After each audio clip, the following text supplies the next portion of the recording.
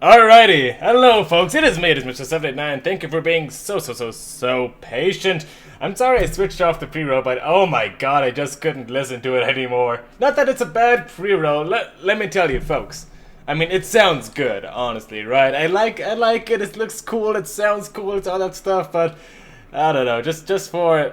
I think that's something you do like, 1 or 2 minutes before everything starts, not like for like 9 minutes. Oh boy, so I'm gonna go ahead. Do a little stretch there. Do a little stretch there. Maybe crack a knuckle here and there. Perfect. As we are... How do I do this? Okay, so for those of you who are joining us, we are about to cast a clan war between Psionic Aftermath and... I'm pretty sure CloudM. Yes, CloudM. The format is all kill. The info is 4 masters with 1 revive, of course. And let's take a look at our players. Let's go ahead and turn on display capture so we can go ahead and actually see what's going on. Is this display capture? No, that is not display capture. Oh crap, hang on. 1 second. Alright. Shouldn't take too long. There we go. No more of the Artosis face. Alright, here we go. So here is a format for everything at the moment. It is the glorious date of 4/28/2017. So we're gonna go ahead and look at this one. Opponent CloudM, blah blah blah. Let's take a look at who we are going to be playing. We're gonna go ahead and have 4 Masters players. We're gonna have August, Passion, Mimi, aka Shaolin, and Q's. All people I've run into on the ladder and all people I've brutally destroyed. So, not to brag or anything, but casting and playing at the same time. Just saying, not impossible. These guys are probably much better than me, as a matter of fact. Map pool is going to be pretty interesting. I don't know why I was flexing if I put it on display capture, but I guess that was just for myself.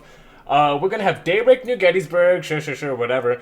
And as you can see, it's a very old map pool. You have Yonsu right next to New Gettysburg. So, I mean, obviously someone looked at the bureaucracy of the whole thing and thought, let's screw with them. And screw with them they did, because this is very, very, very interesting map pool. Yonsu, best known for its blink all-ins, I think? Or was that heavy rain? I'm not quite so certain. And then, of course, we have the good old-fashioned Daybreak, been there since forever. New Gettysburg. I only need 1 word to describe New Gettysburg, and that is Archon Bridge. If you think those are 2 words, you are wrong. Frozen Temple, not a bad one. Definitely a little Protoss favor. Definitely a little something nice to hold back on, since a lot of our players are indeed Protoss. Dasan Station, let's not talk about that one. And Iron Fortress. Boy, I hated this map when the Heart of the Swarm came up. I was like, oh man, the bases are so far away. And now that we are in Legacy of the Void, obviously that difference is going to be accentuated just a bit. So, very, very interesting map pool. I can't wait to see how it is going to play on. I can't wait to see what the vetoes are more than anything. Let's go ahead and open back up OBS. Take the screen, switch it back. A little bit of an Artosis break for you guys. Nothing too much. And I'm going to go ahead and switch back to the Psionic default, because this is such a pretty overview. Look at that. Let's see. Okay. Look up there. Perfect. Alright. Like up there, there's some pretty cool stuff. If you're curious on who I am Mr. 789. You can find my YouTube channel right there. Send me your replays if you are so inclined. To my right... Yeah, to my right, or to your right, I guess, you should see the in-game stuff over there. That's all working pretty cool. You can go ahead and see all this nice stuff, like the Psionic Aftermath, social media stuff, Twitch stuff, all that good jazz. And basically, that is the overlay. Ta-da! Okay. Let's see if we are ready to go ahead and jump into game number 1. No, we're not? Okay. We are having a little bit of problems in bureaucracy, unfortunately, so we're just gonna have to wait for it, folks. Gonna have to stick it out for the time being. Just see, what can I do to entertain all these 7 of you good folks? Now 6, which is understandable. Go to the arcade, maybe? I don't know. What do we do? I'll show you this cool game I found. Actually, let me show you. Zone Control 4. Pretty fun game if you want to go ahead and try it out. I'm not going to go ahead and join it right now because that would be rude. Actually, Let's go ahead and get some music in here, why don't we? Here, some good old copyright-free music. Well, not copyright-free music. I'm pretty certain it's in the public domain. No, there's no way that's true. There is absolutely no way that is true. Well, it's just music, right? Okay, so I'm gonna turn on display capture. You guys can see what I'm doing. I want you guys to see the URL because it's actually quite a good one. So here we are. That's my desktop. Ooh, so cool. All right, we're gonna go ahead. Yeah. All right, a bit much volume actually. Oh god, that's some nostalgia, isn't it, folks? You can go ahead and follow this URL for your own Battle.net MP3 player. If you want to know how old school this is, how old school is it? Well, it's so old school, it's in the form of a cassette player, except online, because, wow, it's so cool, it's so meta, right? Remember when this was meta, we have all sorts of music from original Broodware. We got Zerg themes, we got Zerg sounds, we got music, we got more music, we got a guy called Matt Ullman. It's amazing, folks. Let's see, what else do we have? A lot of Matt Ullman stuff. I'm guessing Blizzard really liked that guy. Yeah, let's go ahead and put on Terran 1. And just let that do what it will as we switch back on the Psionic default. Beautiful. Alright. Can you guys see that alright? Yeah, you guys can see that alright. Let me go ahead and check. No, we're still having some problems figuring everything out. Oh no, Sonic Aftermath saying hi guys, and I'm gonna say hey guys back. Cap of Pride. Why did I cap of Pride? We'll never know. Alright. Oh, hang on, here comes the good part. Oh, never mind, it wasn't there yet. Alright, here we are in game. Here's my multiplayer, here's my router ranking. Let's go ahead and see how shitty our caster is. If we go back over to our main menu, kind of player page-ish, we can go ahead and look at our current season. And we can look at match history. Where is our match history? Let's see how shitty I am. Oh wait, I won the last 4 games I played, so that's kind of good. Yeah, and then there's all these losses. I tell you, sometimes losses are pretty disheartening. Like this was a dark period in my life right here. Oh god. Yeah, we all have lost streaks. There's nothing to be ashamed of. Just, oh my gosh, they can be so brutal at times, folks. Anyways, I'm glad I'm doing a little bit better. Sushi lost track of time. Everyone's saying sorry. Okay, very, very sorry, they say. Completely forgivable. NP, NP. Semicolon, take your time. We'll give him a little bit of a heart. Looks like Mimi said, use UZC. I'm guessing that guy doesn't like me. Alright, Susie's coming right now, don't panic. Let's go, says MTP Viper. Weed Hype. I don't know why Weed Hype puts in a let's go symbol. I'm not gonna question the Twitch gods. I am just a lowly streamer. Not even a streamer, I'm just a guy, honestly. And we do have a little bit of time to spare while we go ahead and check out all of our stuff. Hey! I almost forgot, if any of you guys are not following Sonic Aftermath just yet, we added recently a new feature on the stream, so someone go ahead and quickly follow and we can see something really cool happen. I'll just wait for you. It'll be a cool sound too. Alright. I'll leave that ominous, I'll leave that just to kind of stay back. Also, if I turn on display capture, here's something really freaky. Display capture, yeah. Ooh, look at that stuff. Alright.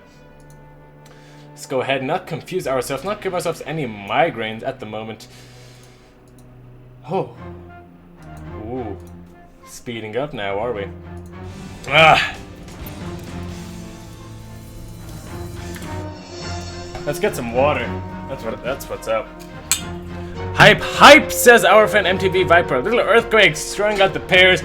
The thing about Twitch emojis, here's the thing, folks. I understand you want to show your Twitch pride with your special emojis and whatnot, but I don't know, sometimes when you spawn 7 pairs in a row while we're waiting for a StarCraft game to start, it just kind of makes me think, you know, is that really the best place for that? I don't know, folks. Oh, invited to a party, are we? Oh! Ooh, we very well having our first match at the moment. I just joined a party. And it seems as though everyone is there. Joey Synthetic going ahead and throwing out the cool story, Bob. And a very much a be careful what you ask for kind of style. Are we about to join the game? Okay, let's go ahead. We can read the party chat. Is that coming up already on the stream? No, you guys can't really see it. You guys can't really see it superbly well. But yeah, I'll go ahead and translate. CloudM Ophthalmologist is saying, okay, hopefully another one of our masters shows up. Sushi says, yeah, no worries, and throws out the smiley face emoticon in StarCraft, which is a really weird emoticon, come to look at it.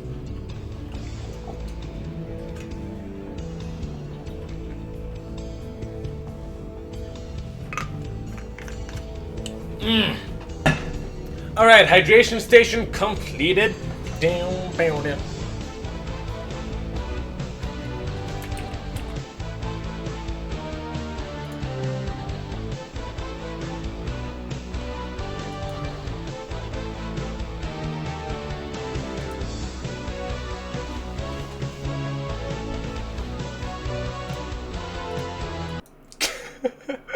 Sorry, I had to. I just had to. There's no way I was gonna pass that up. Psionic Aftermath saying, give please Mr. 789. Oh gosh, the emoticon game is very strong in the chat at the moment.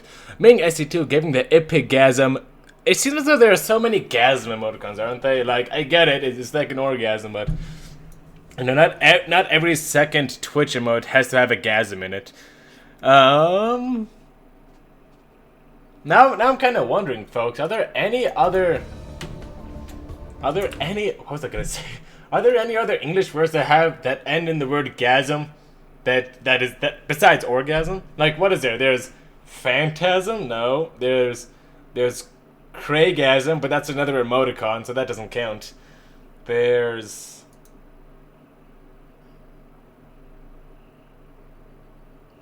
magasm? I have no idea, folks. I really don't. Chasm. There's only orgasm, right? You know what? We're not gonna be defeated so easily. We're gonna look this up. That's it. English words that end in gasm. Suffixed with gasm. All right. Braingasm. What? That's a word? Oh no, it's slang. Okay, never mind. So, foodgasm, eyegasm, that's slang. Mouthgasm, still. Funnily enough, the list I'm looking at doesn't mention orgasm. Postgasm. Is that an actual word? No.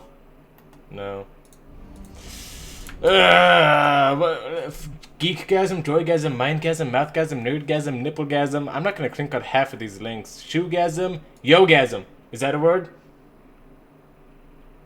An orgasm experience while performing yoga. No, it's the colloquial. Assgasm. What was I expecting? That's not a word either. Cargasm, corgasm, eargasm. Nothing? Really? Foggasm. A simulated. Oh, no, that's. Holy crap! Multi-orga. Oh, never mind. I guess there aren't any words that end in gasm.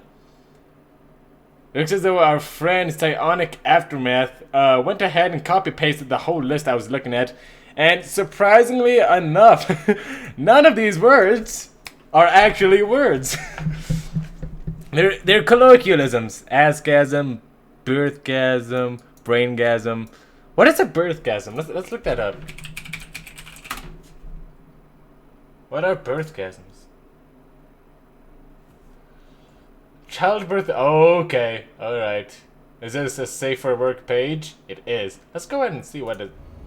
Let me make sure they didn't invite me to a party and I'm stupidly wasting their time. Let's go ahead, turn on display capture. Because let's read this article together. This is a journey I want to take with you, my viewer base. Well, our viewer base. Let's go ahead and continue to the site, please. What are birthgasms? Expert explains the science and misconception behind this neglected human right. Oh man, I can tell this is going to be great. A still from Deborah's winning award documentary Orgasmic Birth, the best kept secret. No advertisements, por favor. Let's go ahead and read this tab while we're at it. Alright.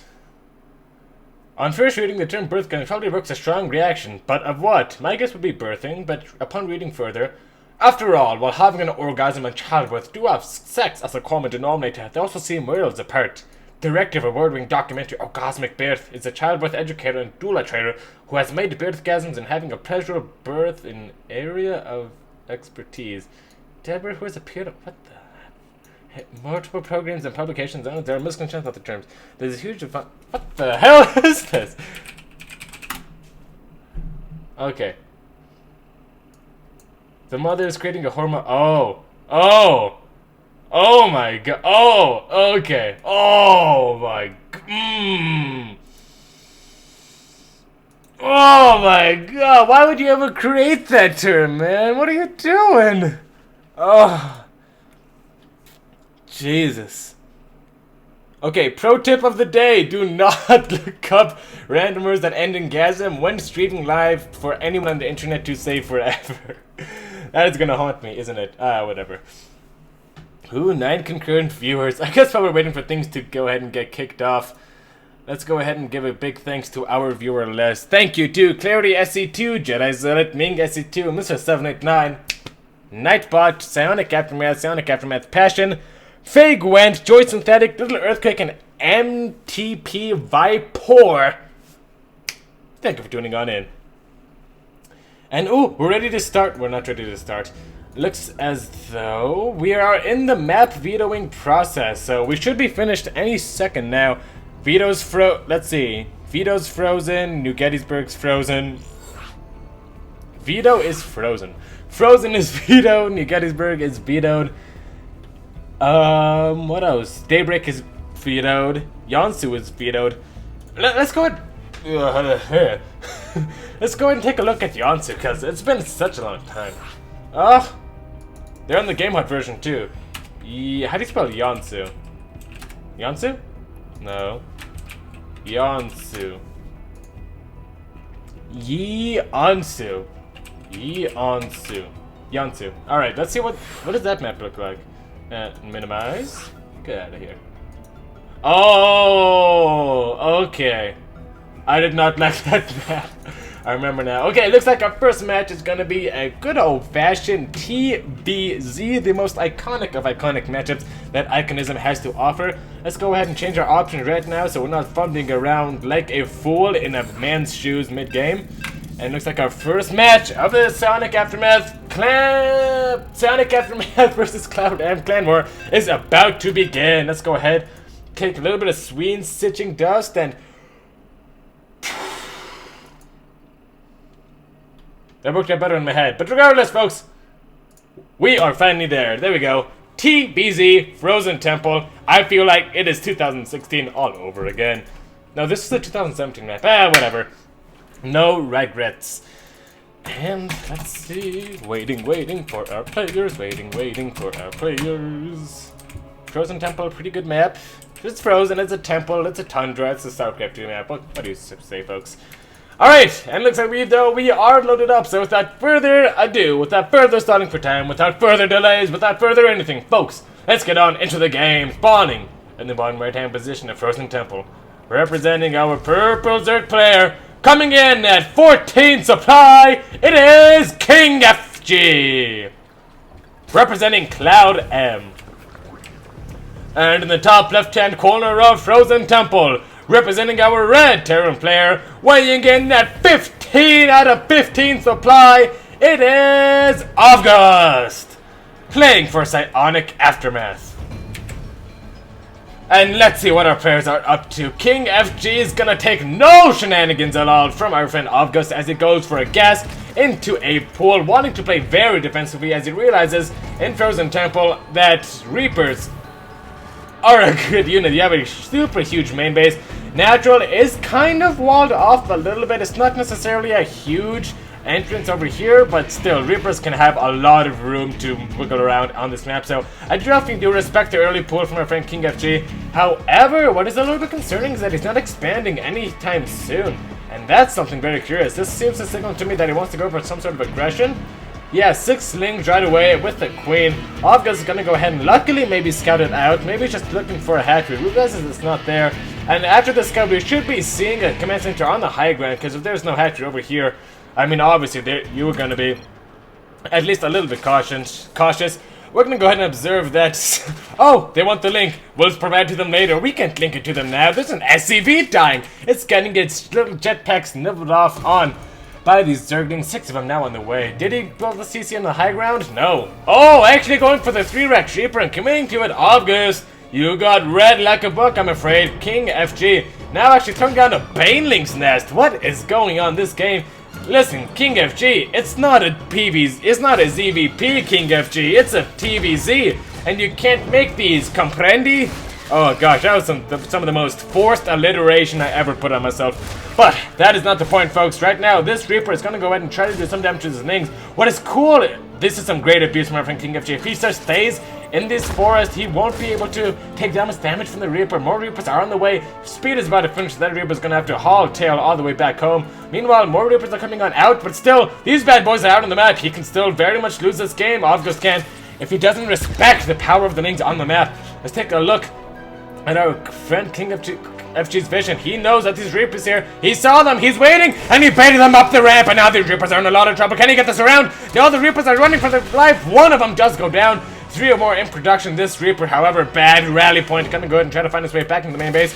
Reaper gets screwed over by the Lings, and now with the Banelings that's finishing on up and a hatchery behind this, it is up to King FG to do as much damage as humanly possible. This ramp needs a lot more than just a couple of Reapers and a supply depot. The cool thing is, the really clever thing is, our friend King FG can get these Banelings juggled around like a pair of beach balls in the summertime because these Reapers have grenades. He's gonna have to use them very quickly though. Obvious, is he gonna react? No! The Banelings are already splashing over to the supply depot. However, a little bit of a miscontrol, not able to bring it down right away, and does give several to our friend August. However, the Lings have breached the main, and now the Reapers are getting surrounded. The SCPs choked up behind their own buildings, and Reapers able to escape for the time being. More Banelings morphing on in though. This is looking pretty brutal for our friend August to start things off. The beautiful interface comes on in with the control N, and it looks as though our friend August is in a world of trouble. Still a lot of Lings to contest with.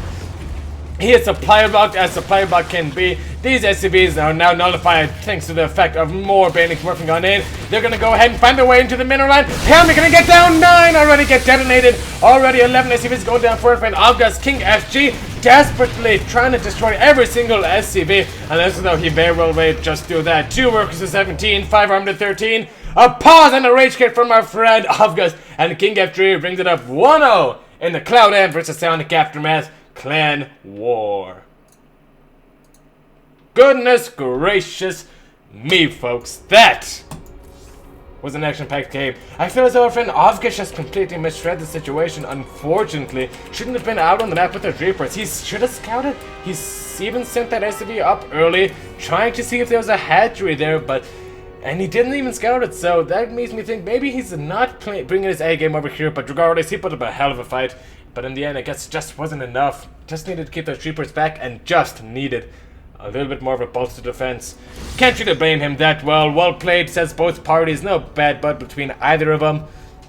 And it looks as though our next player is Passion, the one and only. Let's go ahead and pull back up Obs. Get a little bit of my scene switching powder here.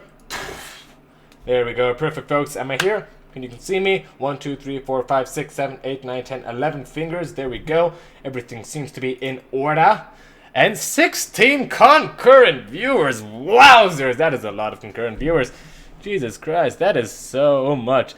Oh, Psionic Aftermath saying, who missed back our AK Mr. 789. Getting a lot of love from our friends. Joy Synthetic, Kingslayer C2, Forsaken, and Ming. Thank you so much for the love. Really do appreciate that. Forsaken saying, why the fuck are we playing on this map? I know, it was confusing too. I guess it's just a nice standard map. Not really certain why they don't choose a standard map pool. I'm guessing because it's going to rotate out, but that doesn't make too much sense either, so.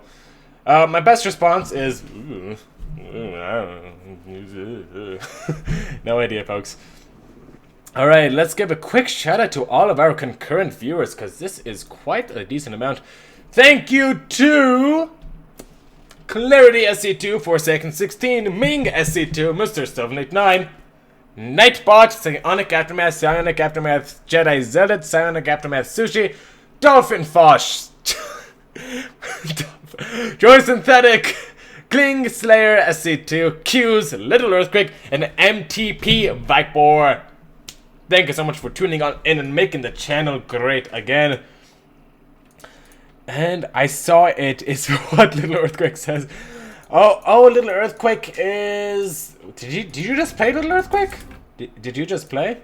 I think he just played, yeah. Oh, sorry about my friend Little Earthquake. You know what? Scouting is only half the issues, you know? I've lost plenty of maps where, you know, I saw what my opponent was doing, like, you know those good old-fashioned PvT one-base tank pushes? You know those Liberator tank pushes that Terran used to do early on in Legacy of the Void, and they would just, you know, every single Protoss player that ran into them? Like, I understand the frustrations. It's definitely really hard to hold off a push, even if you know it's coming, you know? And, yeah. Not sure where I was going with that. Don't really care, because we're almost loaded up. Actually, we are loaded up completely into our last game. Where's the powder? Where's the powder? Here it is. Perfect. Alright, looks as though we are going to have a Daybreak, another TVZ. And I am very much excited, folks. Let's go ahead and make sure everything is in order. Boom! Everything is in order. Nothing has gone to hell. That is perfect. For those of you who are watching, if you go ahead and hit that follow button, some magical thing will happen. I'm not sure what it is, but I was just told it's going to be pretty magical. So, I don't know. Let's go ahead and see what happens. Anyways, enough self-whoring. It is time to jump on into the game. Spawning in the top right-hand position of Daybreak. Representing our purple Berserk player, it is King FG. Bringing his team CloudM up 1-0 thus far. There we go. And his opponent spawning in the bottom left-hand position of Daybreak. The red Terran player, representing our red Terran player, redundantly so, it is Passion. Playing for a Psionic Aftermath. Let's get that beautiful interface up and running. One could say it is a glorious interface. As we get on into the game, Passion, I wonder if he was taking notes last game, maybe trying to read into the build order of our friend King FG, because it looks as though he's doing the exact same build, gas first into a spawning pool. If Passion knows, he's probably going to play a little bit defensively. I mean, this says if he's going to go ahead and make his way over across the map. Same thing we saw last game, we should be seeing a little bit more defensive play from our friend Passion, as King FG has shown himself to be very aggressive in games past though. I'm thinking Passion's going to read into this a little bit more. Should be able to see fairly well that our friend King FG is going to go for some sort of aggression. But, oh, King FG mixing it up. Let's take a look at his... no, wrong vision. There we go, his vision. Our friend Passion does end up scouting the gas. He should probably know that there's a pool there too, and he does end up seeing it.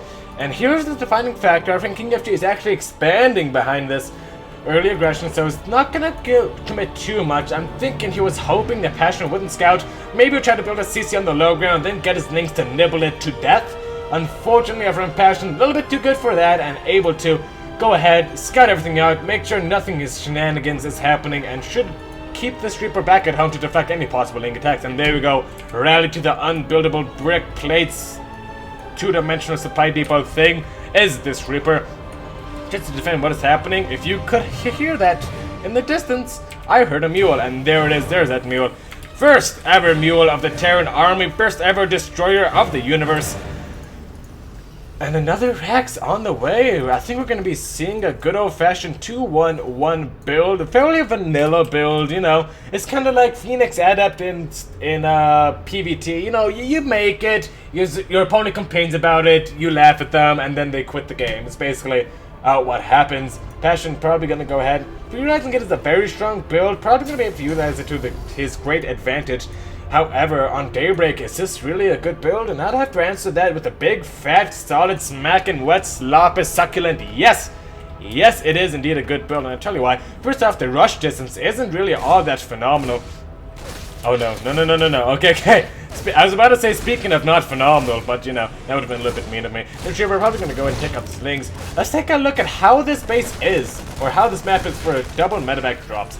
If you can see, first off, there's not too much distance to fly. If you look at the distance from the third base, or the natural to the third base, it's not very great. I mean, look, I can scroll like one boost and it'll be over there in no time. You can also have, a decent amount of chokes to abuse. You can go ahead and scan over here, clear some creep, link try to engage you, kite back over to this choke point. So you have a lot of options with double medevac stim timing against a Zerg player. Meanwhile, our friend King FG, the aforementioned Zerg player, doesn't want to give our friend Passion enough time to go ahead and get up to that. And a big Link flood going and trying to come on in. This bunker needs to finish. Absolutely, it is imperative that stays up.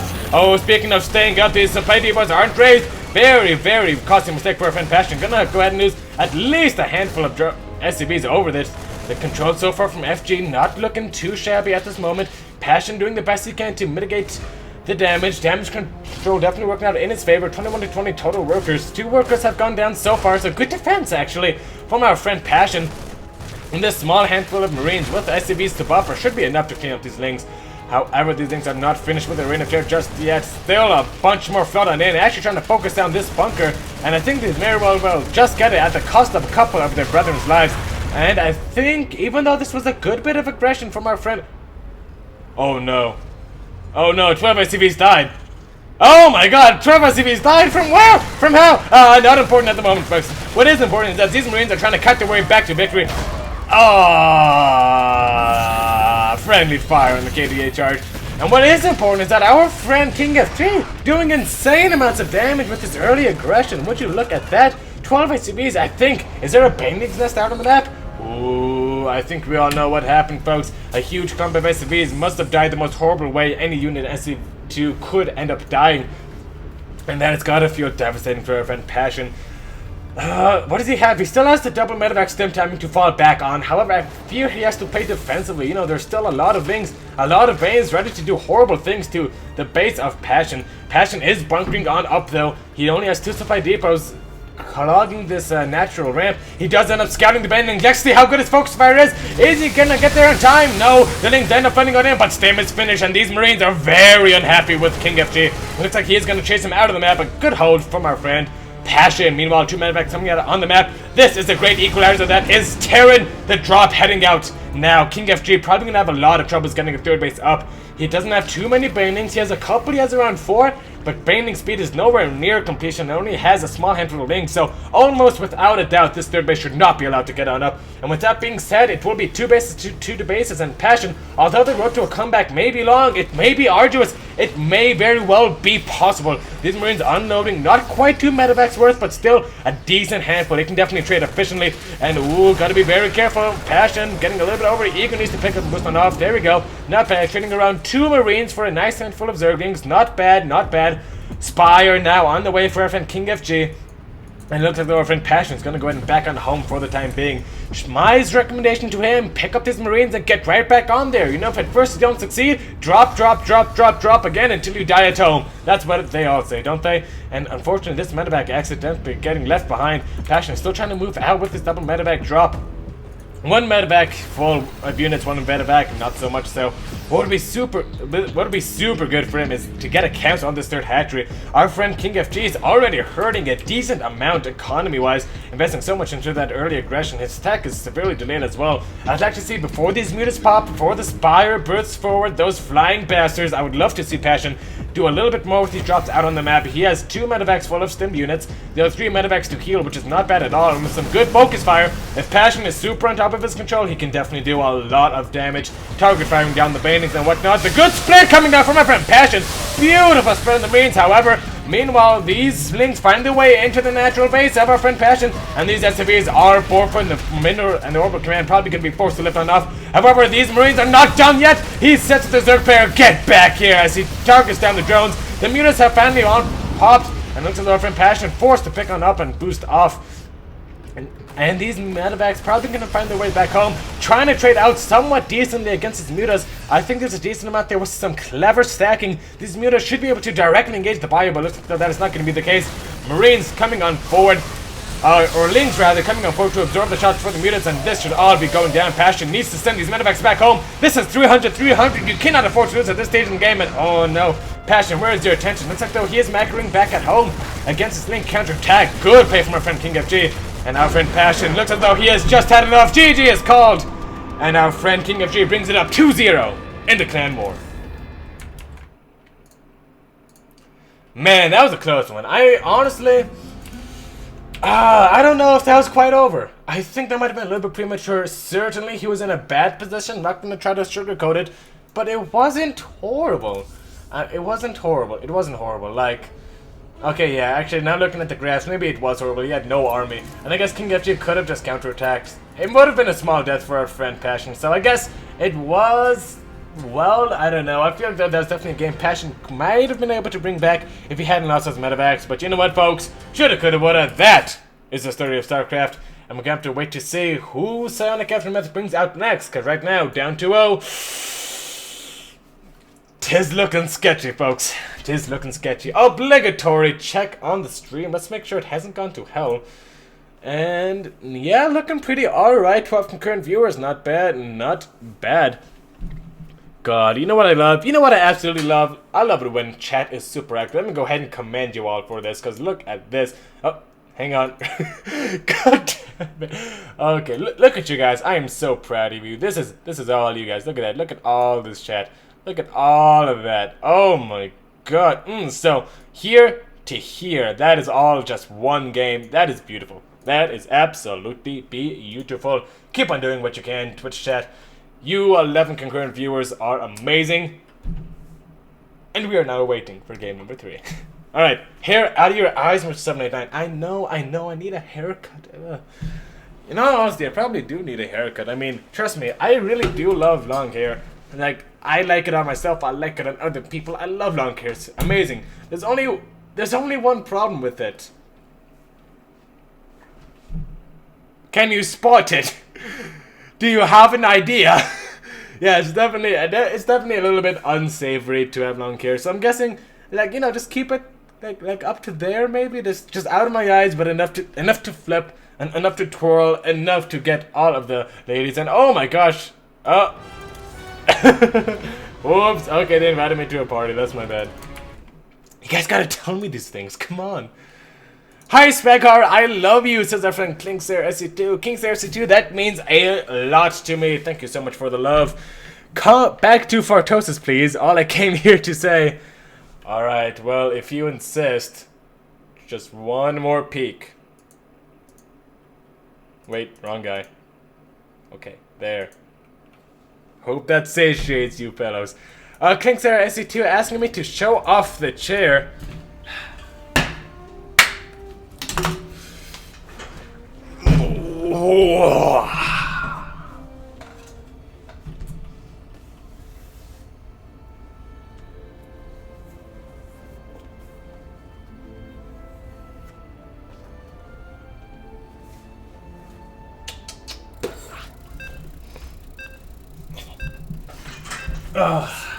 It is a very nice chair, folks. Like, honestly, it's the difference between night and day. My back problems have gone away. Like, it's so comfortable. I could sleep in this thing. I could have a coma in this thing. And when I wake up, I'd be like, God, what did I miss? So amazing. Ugh, put me back to sleep. Where's the lever? Come on, dramatic effect. Dramatic effect. Oh, put me back to sleep. Oh, it's amazing. I highly recommend it. Just make sure you get the right kind. You do your research beforehand. Oh my god, we're in a game? Holy schnozberries. Alright, there we go, folks. Oh, sorry for that delay. Let's go ahead and get on into the game. Very, very interesting game, I'm hoping. Spawning the top left-hand position of Dasan Station. Our Zerg on fire. Representing our purple Zerg player, it is King FG. Doing some great things for our friend CloudM. Or for the team CloudM, rather. And we can already see, folks, it is gonna be one of those games. And his opponent in the bottom right-hand position of Dasan Station, representing our green Zerg player. He needs to bring it back for Psionic Aftermath. Give it up for Meme. However, the way he spelled it, his capitalization makes me think he wants to call it me, which I'm not certain if he wants to just intentionally piss people off, or maybe he's not even trying to reference an actual proper meme. I'm not so certain. Let's get on to the game. Let's cast it. That's what we're here to do. Control press N brings up the fancy display as we look at the 14 to 18 total supply. No, Meme did not do early game damage. Cloud FG is just up to no good, we'll call it. Our friend Meme, let's take a look. Vision check. What is he seeing so far? He sees the early gas, but he's not truly flying on in. Not certain why. Is he gonna scout? Oh, no way. Just barely misses the spawning point. However, Let's take a look at his player vision. You should probably see that these things are making their way across the map. There are a lot coming over, folks. He's leaving 2 in the gas. We should be seeing a Baneling's Nest any second now. And yes, King FG wants no shenanigans this match. Wants to kill our friend Meme and do it as quickly as possible. Let's see what our friend Meme can do. He already has Links into production on his own. Very respectful choice, knowing that Jocelyn Station is definitely capable of these huge rush attacks. God, I have so many unpleasant memories of Drone Rusher just flooding back to me. Don't let the cheese PTSD get to you, Mr. 789. You have a game to cast. These Links are denying the gas income for our friend Meme. Very important that he gets those drones back on the geyser ASAP. That is going to be your Banelings. Also going to be your... yeah, Banelings. I guess he can hold on with just a spine crawler, I suppose, but it's not going to be a very easy endeavor. Meanwhile, these drones forced to fight for the lads, getting pulled off the line, and now let's take a look at the link count. Absolutely 0. There is no links left for our friend Meme. Already 4 workers going down, 13 to 14 total workers. Our friend King FG, in theory, he can transition out of this fairly easily. Fairly confidently, but it doesn't look like he wants to do any such thing. 10 more links in production, and yeah, never. Oh, I thought he was gonna send the Queen across the map, and now to be like, special tactics. Meanwhile, our friend Meme is gonna go ahead and finish his link speed here now. Baneling's Nest actually very delayed. He needs to focus fire with these spines. Needs to get those Banelings down. 1 going down, 2 to go down. But the Banelings! The connections are great. 4 more drones going on down. And this spine crawler, meanwhile, got surrounded. Our friend Meme is not well equipped to deal with this, is he? Only now the links are production. GG is called. And King FG brings it up 3-0 in this all-kill clan war between Psionic Aftermath and CloudM. Oucherinos, folks! Psionic Aftermath, we are not doing so well out there, folks. Our friend Meme, unfortunately, not very well versed. He had all the things he needed to hold off against it, but I don't know. How many resources did he have unspent? A little less than him, actually. I don't know. I'm guessing. Worker is active, maybe? Yeah. I guess he tried. Okay, right here is I think where the mistake was, cause he hit at around right here, like you know, as soon as he hits right here, you stop making drones, you pump out that Zergling thing, you pump the Zergling key down, full blast until you have enough to hold, until you have your own Baneling's Nest most of the time, and then you basically stabilize. However, our friend Meme, here's the problem: he started to remake drones a bit too early, and our friend King FG was just able to capitalize on our friend Meme not wanting to remake army supply and eventually just hammered his face in. Shoulda, coulda, woulda, unfortunately, is the story of StarCraft. If Meme were to replay the game, I'm confident he would have done it differently, but you know what? That does not appear to seem to be the case this time around. Ooh, the King of Cheese says on a Gatron. Let's go, Meme, let's go, question mark, says our friend Q's.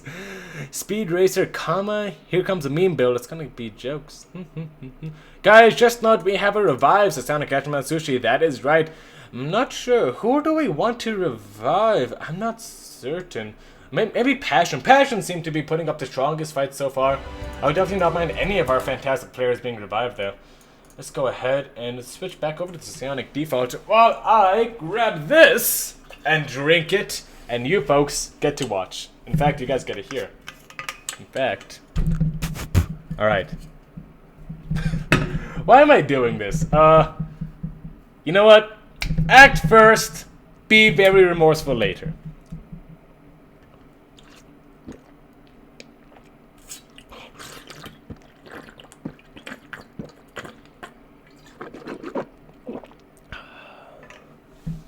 And that's what it sounds like when I drink water. Oh god, I'm feeling the remorse already. Wow, that was quick. Alrighty. Take your time, no rush, says our friend King FG. Here's what's funny. King FG just typed in "take your time, no rush," and I was so tempted to just like write down, "Oh, pretty ironic, no rush, King FG," because he's rushed every single game so far. So I don't know. There was a joke there, but I'm pretty certain I couldn't find it in enough time. 14 concurrent viewers. That is A+ quality, my folks. Let's go ahead and give a quick shout out to everybody who's making this stream possible. Big thank you to Clarity SC2, Forsaken 16, Ming SC2, Mr. 789, Nightbot, Psionic Aftermath, Psionic Aftermath Jedi Zealot, Psionic Aftermath Sushi, Joy Synthetic, Kingslayer SC2, MTB Viper, and the Living Dead for the win. Welcome to the stream. Okay.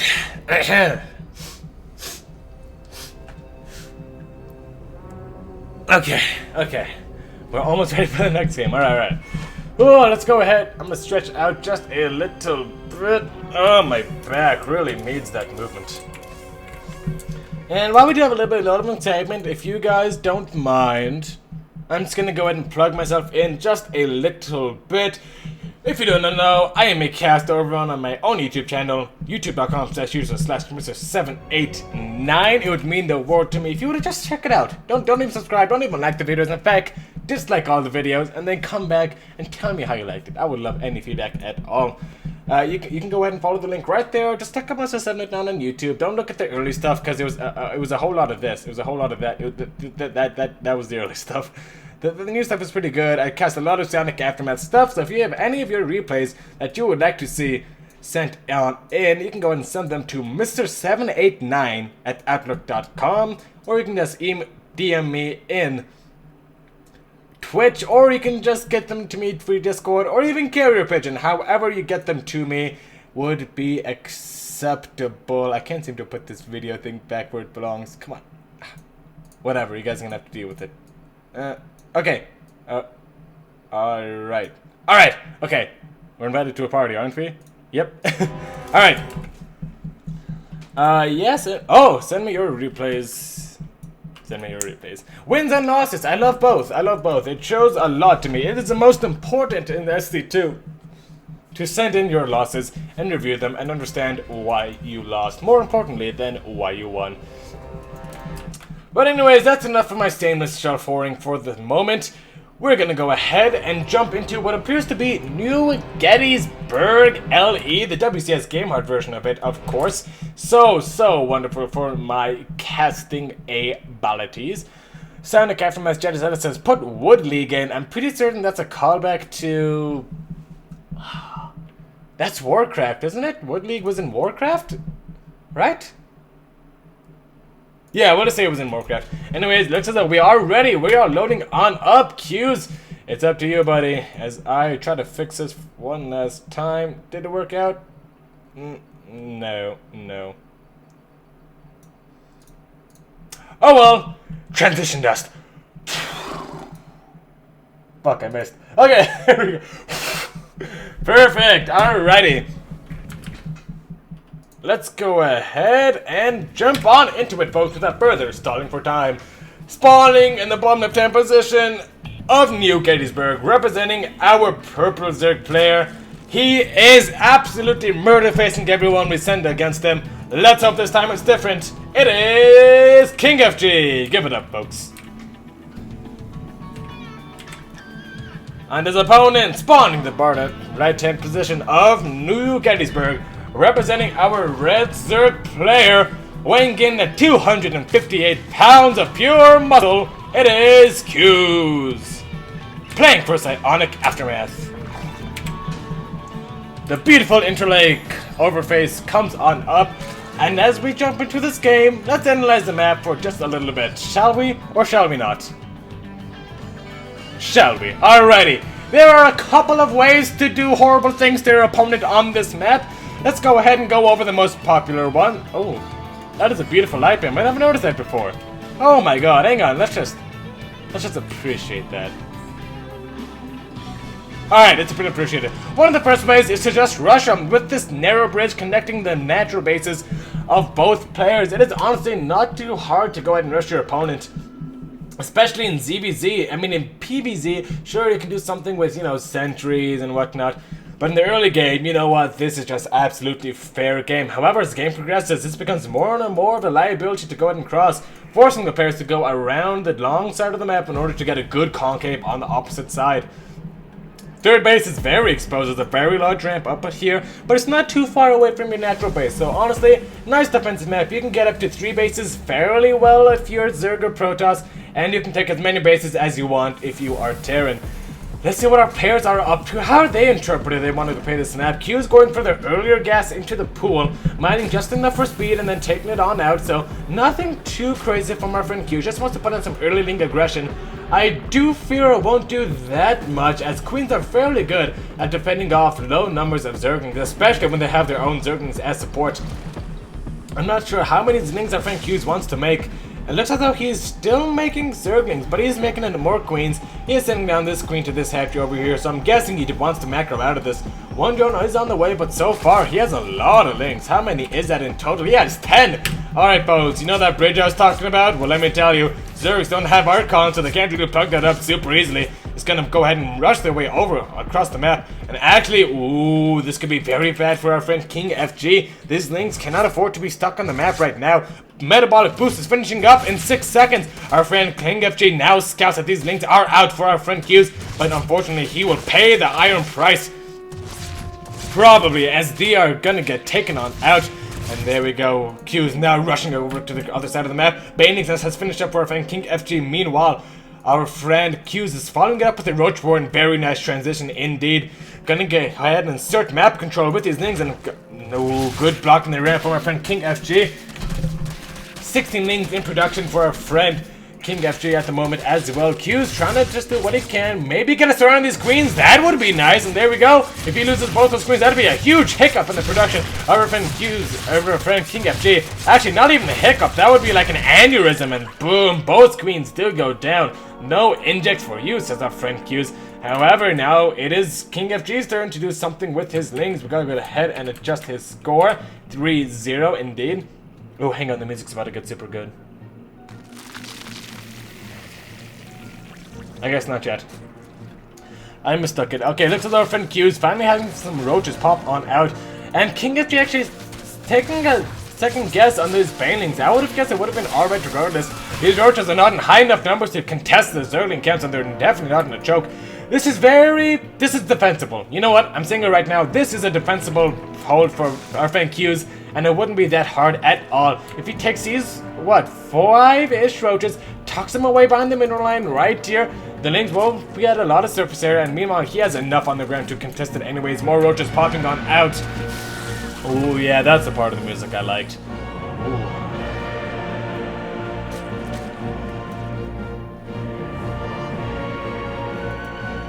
You know what? Some of the most important parts of casting is knowing when to shut the hell up. I know that sounds funny coming from someone like me who just, you know, blah blah blah blah blah, bailing, ghost, right? That's basically, I know that's funny coming from me, but honestly, it's so nice to just take a moment off from the cast and appreciate StarCraft 2 in its visual sense, in its audio sense, and in its strategic sense. Anyways, break time over. Let's see, our friend King FG is holding a nice macro advantage over our friend Q's. 19 to 29 army supply is a price he is paying for doing so. It is 3 hatcheries, however, and he is already starting his roach production. 6 more drones now on the way. I'm not sure I agree with that decision. He already scouted a lack of natural base. Q's, however, or a third base rather, Q's, however, doesn't really have all that many, what? Oh crap, I lost it. You know what, forget it. Q's trying to defend for now. These things trying to go for the wrap, and I'm pretty certain that is not going to work out. And a lot of things in bed out for our friend King FG for the grand total of nothing. Supply blocks pretty hard is our friend Q's. I mean, does he know about the advantage he has? It is 20 to 46 total army supply. Take a look at the roach count. 15, now 16, now almost 20. Yeah, it's going to be 20 here pretty soon.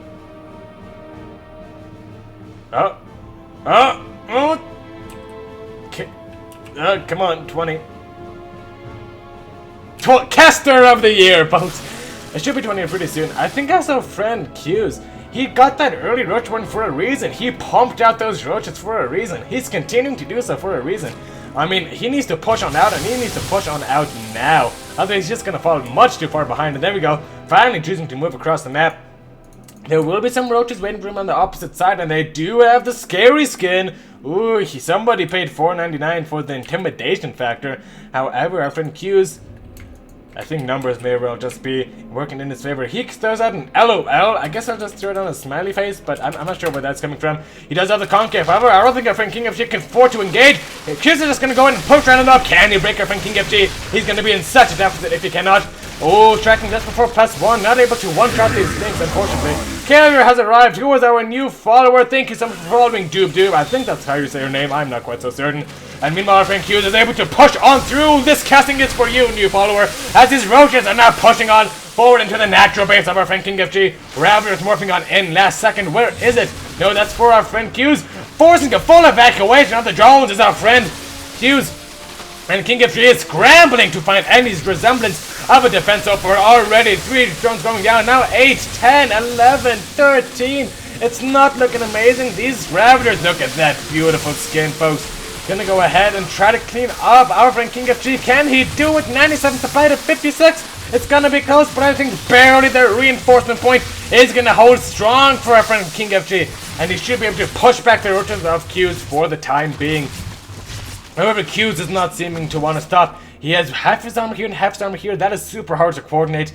But it looks as though he's going to go ahead and back off just for now. 23 to 38 total workers. Honestly, if I'm just him, at this point, I just remax and try again. He has a lot of roaches. A bad rally point, sure, but he still has a lot of roaches. He has a huge macro advantage. Third base now coming down just for the halibut. Ooh. Transparency bug. Oh god, it looks like a blister when you like almost pop and you can see like the skin. Not gonna focus on that. Let's focus on what? Let's focus on the game. 165 to 70. I don't want to say look at something, but if you were to look at one thing, it will be the supply. Here's another quick glitch. This is a blue Raptor showing up in the production tab when it's supposed to be a red one. Presumably because that's a new skin. Whatever. Not too impactful. 43 armor spike to 68, 32 to 40 workers. Q's is ahead in every aspect of this game, and honestly, it's up to our friend King FG to try to make some magic happen this game. I'm not feeling it though, folks. I am just not feeling it. Take a look at the roach count. 25 to 18 roaches, 43 ravagers, plus 2 missile upgrades now on the way for our friend Q's. And on top of that, 52 to 40 total workers. I don't know. At this point, it is his game to lose. Ooh, yeah, good music.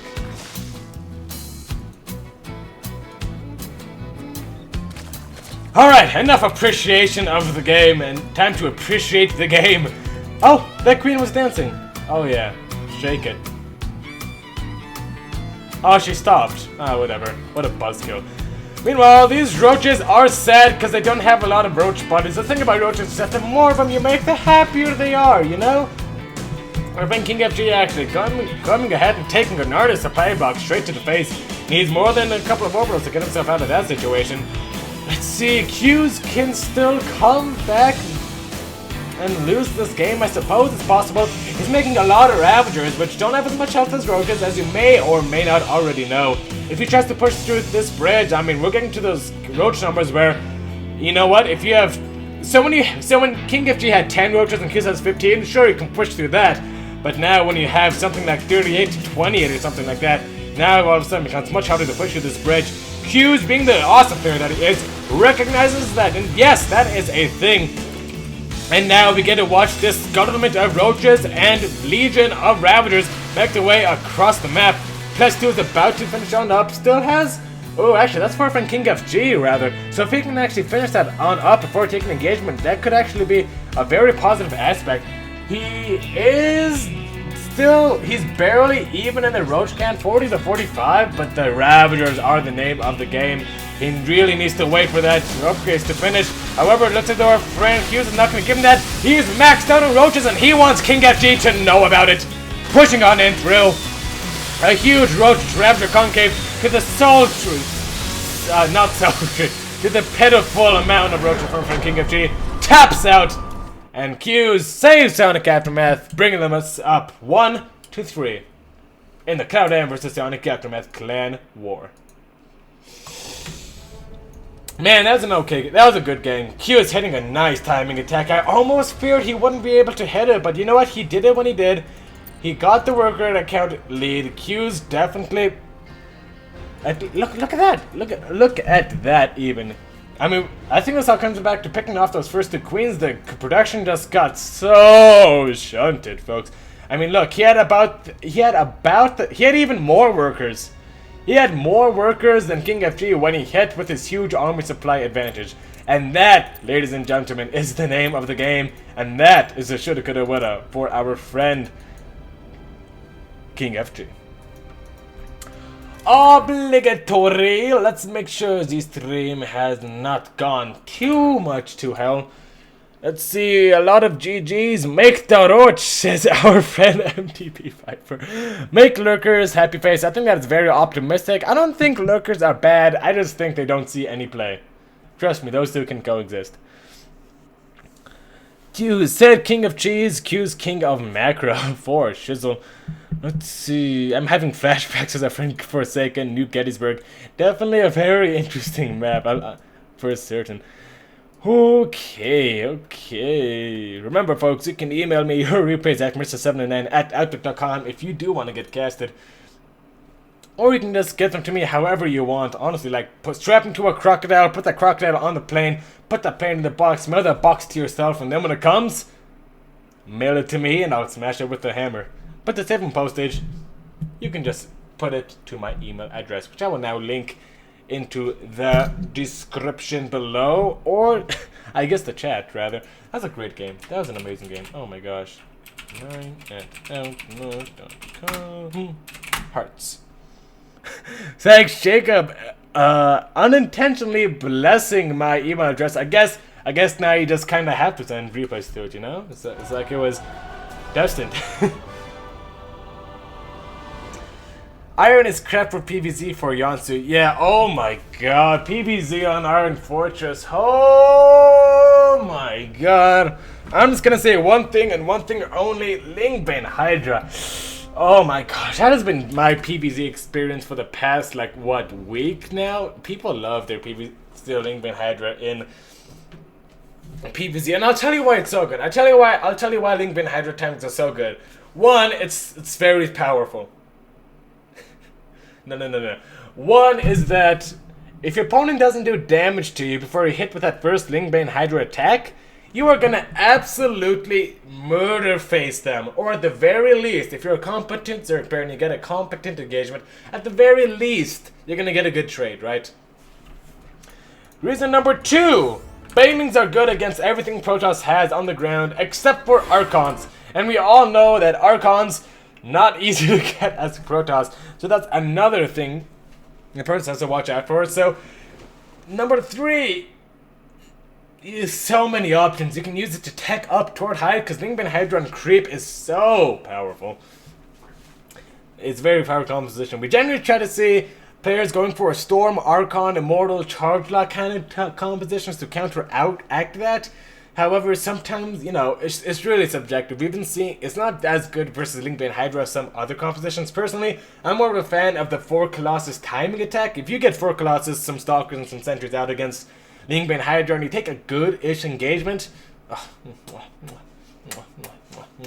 everything just evaporates. Good old Heart of the Swarm style. And it definitely stops Zerg, since people generally try to use Lingbane Hydra to get to Hive Tech. So, 4 Colossus times are definitely going to be what we should look for our friend Q, or our friend Octomologist coming into this, who is the challenger from CloudM. Looks like though both of our players are ready as we are loading on up. Game should be starting in approximately 5 seconds as we take some of our transition dust, mush it up in our hand, put some special sauce on it,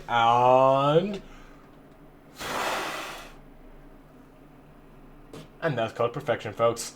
Here we go, though.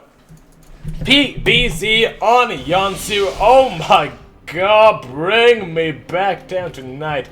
Oh, I all of a sudden got like flashbacks of Destiny masked Infestor shenanigans. Oh my gosh. So many memories. Oh my god. Okay, we'll talk about that later. Because spawning the bottom 10 position, we have to introduce our players. The Teal Protoss player representing CloudM Gaming. It is Octomologist. And his opponent in the top right hand position, our Red Zerg player, the hope of Psionic Aftermath, representing our Red Zerg player, redundantly so, it is Q's paying for Psionic Aftermath. Hitting us on up with the early pool, not quite at 12th, but still very aggressive. Oh my god. Let me tell you about my Yonsu experiences. Oh my god. Oh my goodness, this brings me back, folks. I remember when I was just a youngling in the heart of the swarm. When I played my first game, I was like, man, robot units must be terrible. I'm definitely more of a gateway guy. And look at me now. Oh gosh, so many proxies on this map, I can't even begin to remember. So many Colossus timings, so many storms, so many good professional games. Yonsu was just such a fun map, folks. It's so beautiful to look at too. Even though it looks so simple, I mean honestly, therein lies the beauty. Look at that map. I think it's one of the more better aesthetically designed maps in all of StarCraft history, actually. But enough of me getting all sappy. More, he loves the map, why don't you marry it kind of deal. Let's see what our players are up to, because we have a game to cast first. Octomologist going for a 2-gate opening, which is definitely a very, I don't want to say super powerful, but it's definitely very potent. We'll call it a very potent build in the TVZ matchup. Did our friend Octomologist scout the early pool? And oh my god, how come our protection tab is down there? What the hell? Why are you down here? Oh no, this is not looking good. It's also not looking good for our Protoss player. These things are gonna go ahead and make their way inside the natural base location. I guess we just have to deal with this. This is our life. Now, with the protection tab down here, the pylons are going down. Octomologist is desperately trying to repower these gateways. And Hughes brings it up 2-3 in the clan war, folks. Oh, thank God the game ended early. I don't think I could have cast with the production tab in the bottom right-hand corner of the screen. But yeah, now I remember, Yonsu.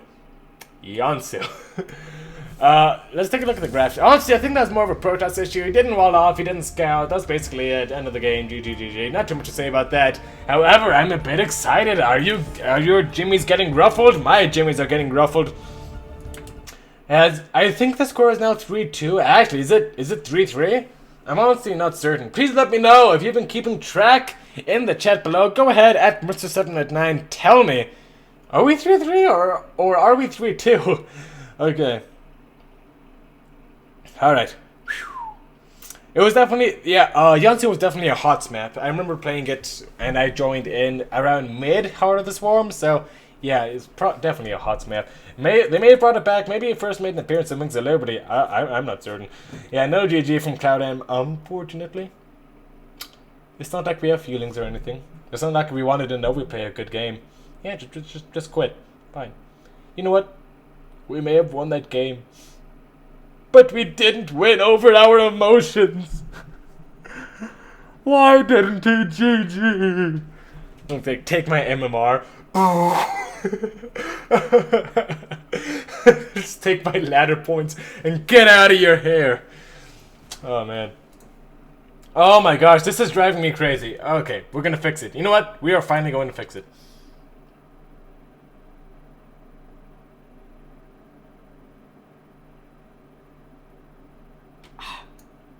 Okay, I have an idea. We're gonna shrink it first. Then we're gonna... There we go. And now we're gonna make it bigger. Oh! Bravo! Alright, let's see. Is it 3-2 or 3-1? Because I'm so certain it's 3-2, but I can't be so certain. It is 3-2. No pylon, no GG. Says our friend Shitty Zealot. Very much true indeed. And now we are going into Iron Fortress. God, I do not like this map. God, I do not like Iron Fortress. Let's look out for an Octomologist. Did GG out of game, so you know what? I guess that's fine. I guess it's something, but still, we'll love to see that in the game. But at least, you know what? Better late than never.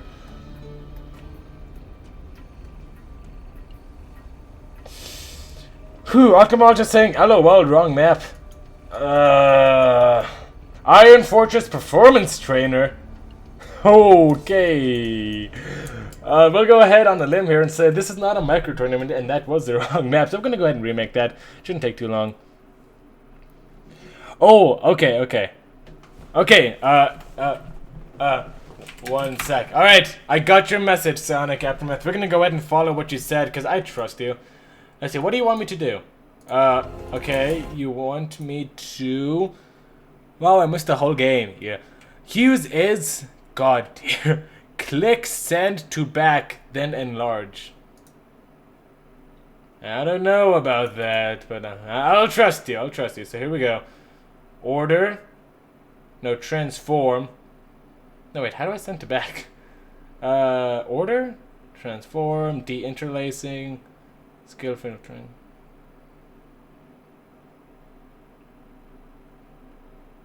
Okay, Sonic Aftermath's gonna have to be a little bit more clear. I see add, move up, move down, move top, move bottom.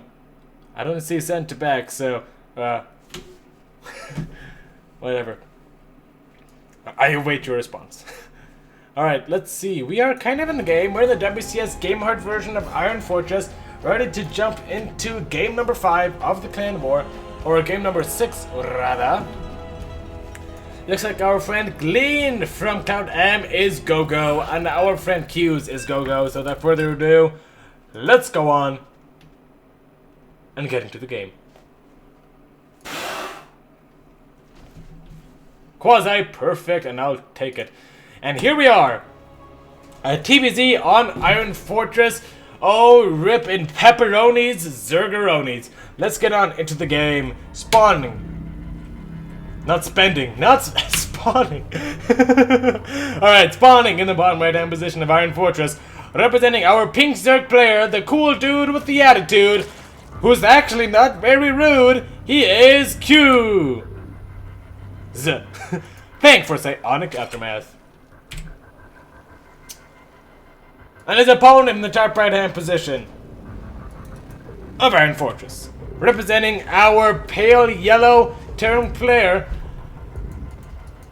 playing from CloudM. Gosh, I'm absolutely butchering this, aren't I? It is Glean, the mean guy with the clean attitude. Let's see what our players are up to. Supply depot, Rex, gas. You are boring. Let's see what Q's is doing. Yeah, you see that? That's how you entertain someone. Take notes, Glean. Take notes. Looks like a spawning pool first coming out for our friend Q's. In all honesty, probably nothing aggressive. You know what? It's just a safe play. You know, Iron Fortress. I guess I don't even think it's that great of a Reaper map. And you know what? I don't think there's gonna be racks in the middle of the map, honestly. So I'm not quite so certain why he's going for the pool first. Maybe he has a definite build in mind. And look at this. Okay, it's just gonna be a command center cancer build. It's gonna go ahead and make 6 lings, hoping Glean goes ahead, scouts us with his Reaper over here, and then over here, and then finally over here. And while the Reaper is busy dicking about finishing those errands, this ACV is gonna be completely exposed, butt ass naked, building a command center, and these 6 things are gonna ruin his day. I actually really do love this play from our friend Q's. If he can get the cancel of the command center, that would be humongosaurus. Let's see what the Reaper is headed though. It's actually headed, ooh, not gonna go out. Our friend Q's needs to be careful. He doesn't want to reveal the links too soon. It doesn't look like it's mattering, because it looks like though the Reaper is staying back home. And yeah, our friend Q's unfortunately not gonna find too much damage with this. Oh!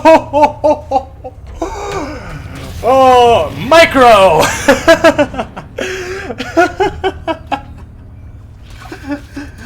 Oh no! Alright, for those of you who do not know, that was not good. Oh, losing the early Reaper, CloudM, Glean, that is not a good way to start your match. Already losing 2 ACVs and canceling the command center. These things are already worth their weight in gold, caviar, tilapatios. Meanwhile, our friend Q's back at home. Look at this, 5 turns on this production dam. He's taking that DK, he's wetting his index finger, and he is going, slamming it down. Oh, slamming it down relentlessly, and Macron get back around 27 to 21 total workers, and there are more drones on the way, one could only suspect. These things have some okayish map presence. A 2-on-1 build, it seems to be what is on the menu for our friend Glean. Meanwhile, our friend Q is confident enough to take that 3rd base. Honestly, who can blame the guy? Oh. Oh. Yeah. Oh, that sounds cool. Alright, we'll stop. Q is confident enough to take that 3rd base location, taking it over here as opposed to over here. I guess he wants to expand a little bit farther away from the Terran player. You can't really blame the guy. Also, what's actually pretty smart about taking this base is that they're forcing Terran to either take the long way around here Won't you take a horrible fight on creep over here? And the creep can also very much easily reach the service location and its surroundings. So I like this location from our friend Q's. Meanwhile, our friend Glean, Mean Joe Glean, making it work with a very delayed orbital command. Should be able to land that. Oh, should have landed that meal first, honestly.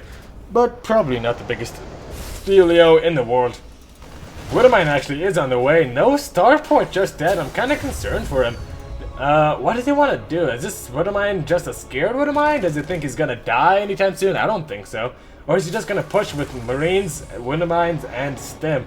I don't know. I don't think that would be a very great push. I think our friend Q's has more than enough creep spread to very quickly shut down a kind of attack like that.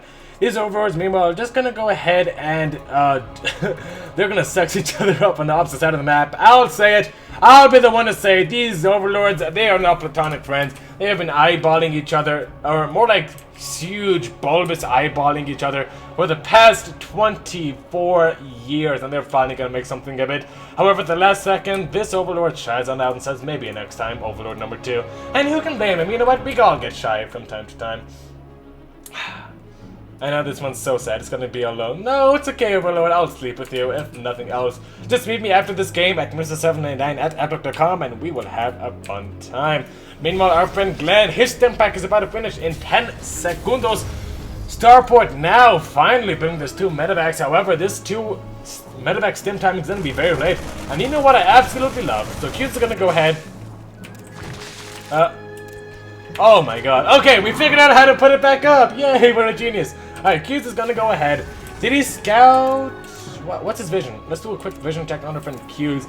He did see the 2 medevacs. Yeah, he knows it's a 2-1-1 build. And here's what I absolutely love about Q's build. Look at that. +1 attack, checkerinos. +1 carapace, checkerinos. Layer to get +2/+2, checkerinos. All that translates into our friend Q's is going to be a whole upgrade ahead of the Terran for a very large portion of this map. You know what? He may even be like a whole 2 upgrades ahead of the Terran. Because look at this, only 1 medevac with +1, or 1 engineering bay with +1 just starting. Our friend Q's is going to be in a phenomenal position this game. That's work order. I forgot how quickly those bad boys here. Wouldn't mind boarding gone in, but there are just so many lings. Good split from our friend Dean. Does minimize the damage taken. However, Widowmine still getting an okay connection. 12 lings killed. You can't really be too mad about that. And look at this creep spread already, looking so beautiful. Oh my gosh, Q's is approximately equal to Scarlet, man. Look at that creep spread. Oh my gosh, I would love to see these. Where are his creep queens actually? Let's take a look at the units tab. He only has 3 queens. Okay, so he doesn't have any dedicated creep queens, so that's a little bit of a problem when he tries to go ahead and repopulate his creep spread after this stim push.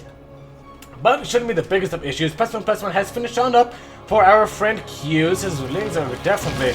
He's favoring a very heavy link style, folks. Our friend Green probably going to scan any second now. But no, doesn't even get a chance. Immediately getting surrounded. That +1/+1 doing wonders for our friend Q's. And already defending the creep spread. Who needs additional creep queens when you already are this far ahead? Look at his map presence. It's incredible. Just look at his map presence. It is incredible. Look at his worker count. It is incredible. Look at his army tab. It is downright acceptable. Look at its upgrades tab. It is phenomenal. What is Glean going to do? It's going for a 3rd command center. That's acceptable. That's fine. There's nothing wrong with that. He has 1 engineering bay, now 2. So it's going to have +1/+1. That's not bad. I guess I was the doofus for saying he only has 1. But he just doesn't have the army. Look at this. I mean, he has 30 Marines, a couple of medevacs, and a Liberator. That does not beat what our friend Q's has. Q's has Mutas. He has upgraded Lings. He has Banings. Do these bad boys have speed? Yes, those bad boys do have speed. They can explode as much as they want to, and no one's going to tell them otherwise. Meanwhile, big Junja Prem for our friend Lean. This may look very scary with... Oh, if Stisling were holding the watchtower, this would be an easy win. Mutas could just fly on in. However, shoulda, coulda, woulda. Am I right, folks? This may look like a very not good move from our friend Glean, as there are Mutas out at the 8-minute mark, more than likely, if you've been seeing your opponent go Ling Bane. But honestly, you have to do something with this. You have to bring yourself back into the game somehow. And it looks as though our friend Glean is just gonna go ahead, not quite drop in the main base, just wants to stim up into the 3rd base, which is actually going to be a very strong move. The Ling Bane not too far away from it though. Meanwhile, Mule is doing a lot of damage in the main base of our friend Glean. taking down a couple of mules, a couple of STBs, and just running on home. Add-on still in place. Meanwhile, then stemming on forward into this third base location. Muta's gonna go ahead and get targeted, fired down. And oh, look at that bad girl. Sitting pretty with a lot of health left on over it now. The Muta's just come back to fire. They can chase us all the way home. And Glee now feeling what this drop price tag actually is he's going to lose these medevacs. And possibly very shortly he may end up losing this game. However, the reinforcements are indeed here. One miscontrol from our friend Q's, and our friend Glean is back in this game. This is still an armor you have to respect. 89 armor split at 50. That's definitely good for this Zerg player, but you can't underestimate the power of Widowmine Splash. The fourth base is up and established for our friend Q's. Look at this. Look how easy it is to defend all 4 of your bases, folks. Look at that. So simple. Simple geometry, folks. And look at this. He saw this coming from a mile away. Beautiful creep spread. Ling's gonna come up to respond. There is no Overseer, so we can't look at the Widowmine. So we're gonna have to watch out, see how that plays during the map. Oh, one Widowmine shot taking on an okay amount of Ling Bane. Baneling reinforcements now coming on forward. Glean gets cleaned up again. And you know what? It's very similar to drowning. You cannot go down for the 3rd time. Glean, he is on the clock. This is his last stand. This is all the army he has. And I think he's just going to go ahead and get pushed. If Q's realizes what an advantage he has, at the very least, this base is surely forfeit. As a macro hatch getting thrown up for our friend Q's. Nice Mutaflock in the air. 11 Banix morphing on in. 2-2 is finished. And he has a very strong timing to hit. If only Q's could recognize it. It looks as though he is a little bit intimidated by this army maybe. But I don't know, our friend Q's. Sometimes you just gotta have that killer instinct. You gotta sometimes look at your opponent. Look at yourself, then back to your opponent, then back to yourself. When things sadly, your opponent is not myself, and you just go for it. And looks as though that's what our friend Q's is gonna go ahead and do. He has the upgrade advantage. He's rolling on in. The Baneling count is insurmountable. Oh, the destruction! And GG is called, and Q's is gonna tie it up 3-3 in the clan war. God, sometimes I get so excited. I get too excited sometimes, folks. I'm sorry about that. But oh! I love seeing a good Zerg player. The only thing I love seeing more than a good Zerg player is a good Protoss player. But seeing a Zerg player so on top of it, so smart, so responsive. Oh, it just awakens something inside of me, folks. Oh man, sorry if I was a little bit insufferable that match. You can go ahead and tell me, and I will take that as constructive criticism. Sonic. Aftermath Jedi's everything, all good, bro. Hey, you only need 1 to win. What is required? So you did that 3 times over. Heard you win 3-1, you monster. Very fun. Just have any idea what Q's is doing? What vision like Mr. 789? Sorry I can't read chat in game. Really, I am sorry. If I could, I would most certainly be more connected to my audience. But I think I gave a good vision check, I suppose. No, I didn't. I didn't. Okay, I'm sorry. I'll definitely try to take that into consideration next time. Throwback mech pull indeed. Alright guys, I'm gonna go ahead. Do I have any water left? Because if I don't, no I do. Okay. 3-3 folks. How come I always get that like 10 game series? Oh god, my throat can only go so far. Unless you pay extra.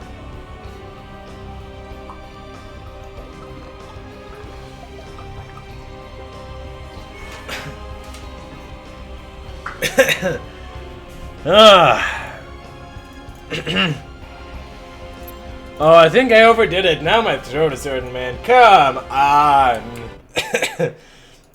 Unfortunately, I do have to give my throat a little bit of a rest. So I'm just going to stop talking for a while. But fortunately for you guys, we have the Battle.net sound player. So we're just going to go ahead and wait for a little bit. And let my voice recover. Thank you, NGW Blue.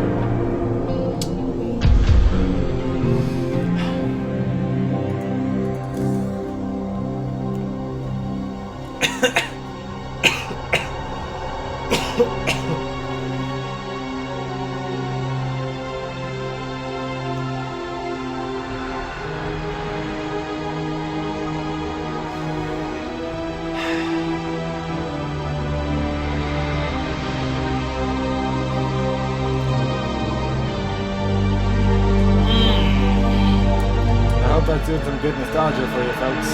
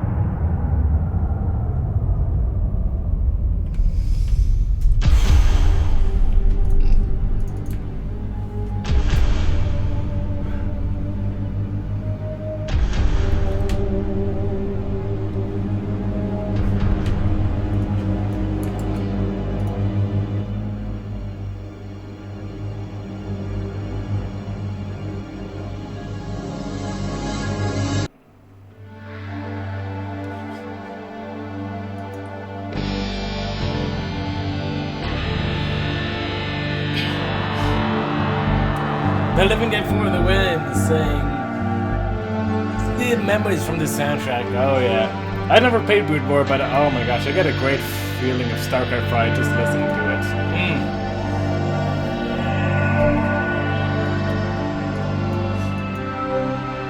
We do have a little bit longer to go, folks. Looks like Frozen Temple isn't actually the map we were supposed to play on. It's supposed to be Frost. Alright, let's work with that. And just wait. Sorry I can't talk as much. Voice starting to give out just a little bit, so have to put a cap on it.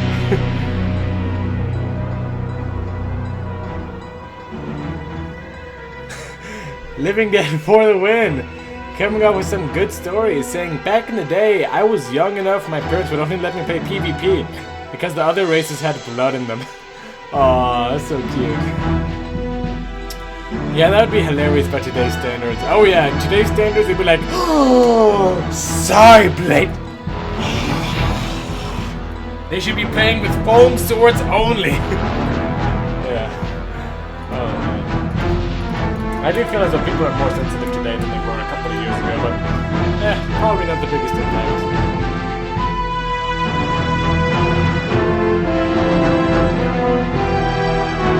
Ooh, we have the main officer of CloudM in here. Everyone, please give a big shout out to NJW. Thank you for coming on into the channel. You know what the funny part is?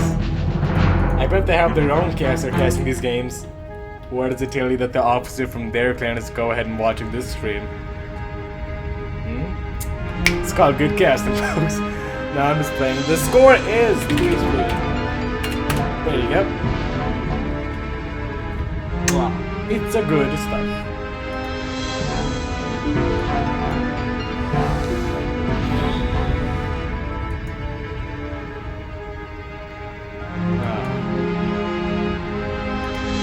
Alright, let's go through this sound player actually while we wait.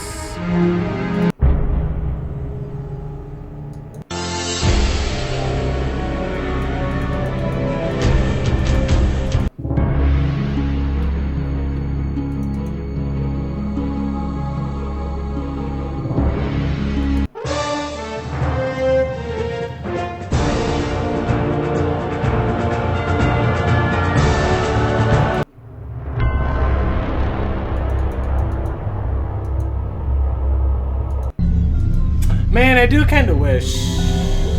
Oh, music too loud? Sorry about that. There you go. I do kind of wish, like Brood War had, like, you know, Protoss Win and Protoss Blast music. I mean, we don't really have that in StarCraft 2. That'd be pretty cool. I would love for them to bring it back. Like, you know, Zerg Defeat. Like, imagine if you heard that when he lost.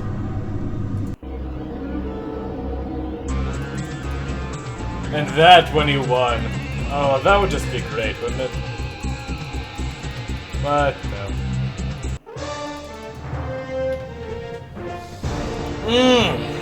Nom nom nom nom nom.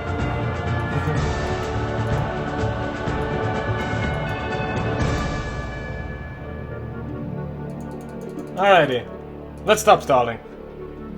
Because it looks as though we are finally in and getting ready to play game number 7. Let's go ahead, pull up OBS. Perfect. You saw nothing. The StarCraft 2 soundtrack, you gotta compliment that as well. Alright, we are loaded on inposts, and we are ready to get on into the game. Spawning in the bottom left-hand position of Daybreak, representing our blue Protoss player, he is Bonkers. Playing for CloudM. On his opponent, spawning in the top right-hand corner of Daybreak, representing our red Zerg player, it is Q's. Playing for Psionic Aftermath. And if you actually, hang on one sec, let me just make sure. There we go, StarCraft/Brood War. All. There we go. Perfect. I don't know. Just keep it on everything, you know? Just keep it on everything. Because all music is good. Oh, nice hatchback from our friend. Bonkers to start this off. Yeah, he knows what's up. The hatchback going down. Looks as though Another, oh, special tactics? Oh, never special tactics. What is the second probe doing here, though? I haven't the foggiest idea. I'm guessing a miss rally? Is it a miss rally? No! No, bonkers, no! Alright, folks, let me tell you, this forge is not for a quick +1 shield. Let me tell you, he's gonna do horrible things to this hatchery, most of which involve cannons. Oh my god. Oh my god, bonkers, you crazy monster. Yeah, you need to start building cannons though pretty soon. Oh, no he doesn't. You know why? Because this is super cool. He's not building it until this. Here's the thing, if he builds the cannons too early, the cannons are going to start attacking this hatchery, and Q's will have a chance to cancel it. With this play, delaying the cannons, Q's will only figure out that these are here once it's too realistic. Quick vision check.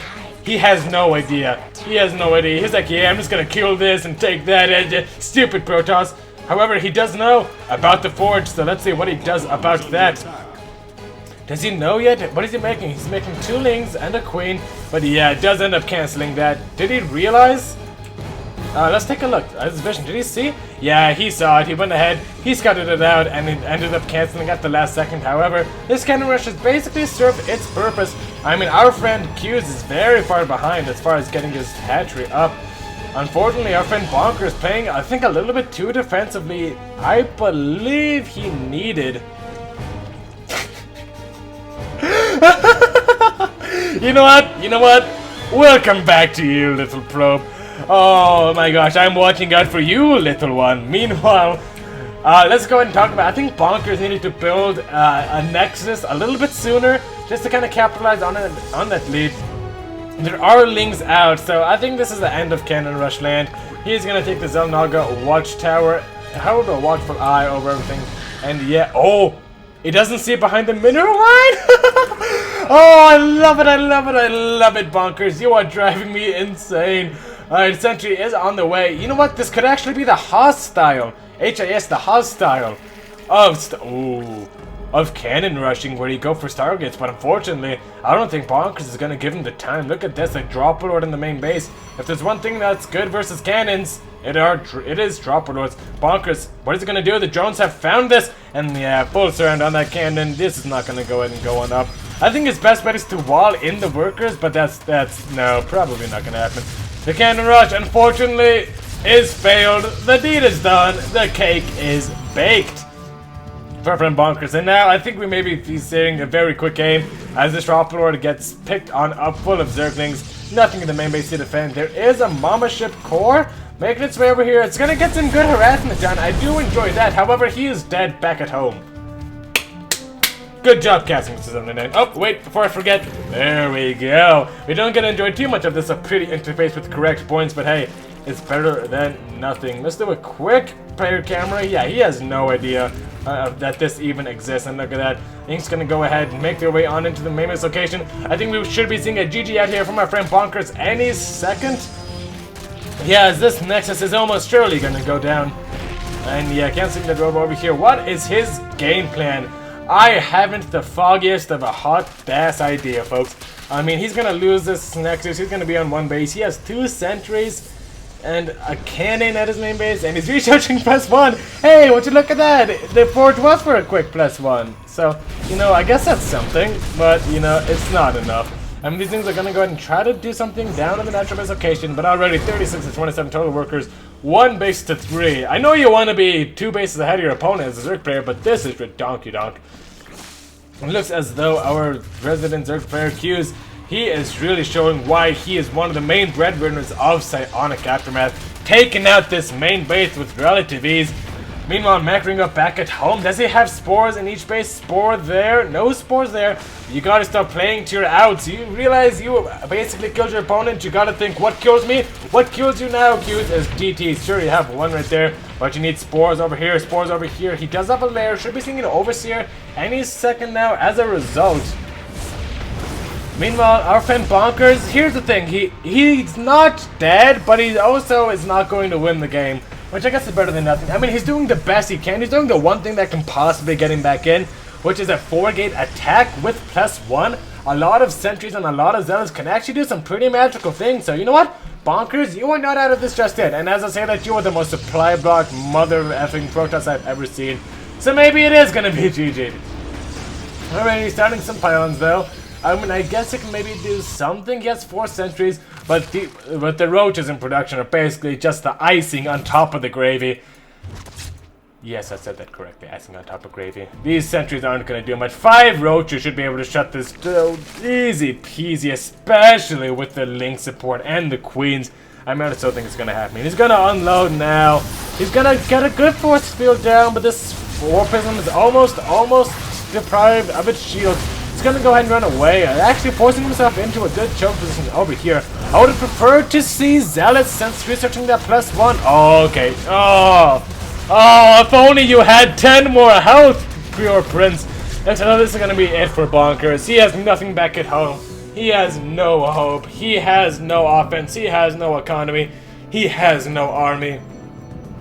He has a great Sim City. We will give him that. We shall concede that the Sim City is beautiful. But we shall not concede that that is enough to win the game. Clear Reconstitution and +1 attack has finished on up. Even if he force fields his roaches out of his natural base for eternity comes, he can just morph everything back on home.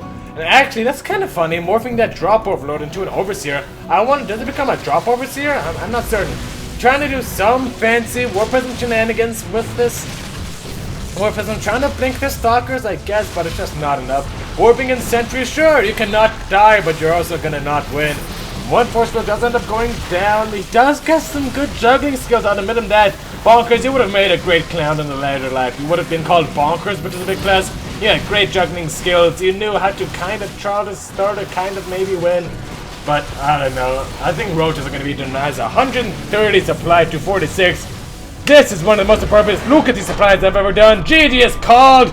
And now Q's with the possible reverse sweeping and Psionic Aftermath 4-3 in this best of 4 all kill or best of 7 all kill with 1 revive. We're gonna have to see who CloudM chooses to revive and if it is going to be enough to take down the mighty, the terribly amazing, the Q's.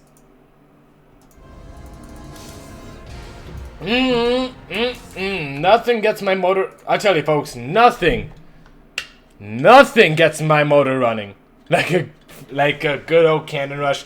However, it just wasn't enough, unfortunately.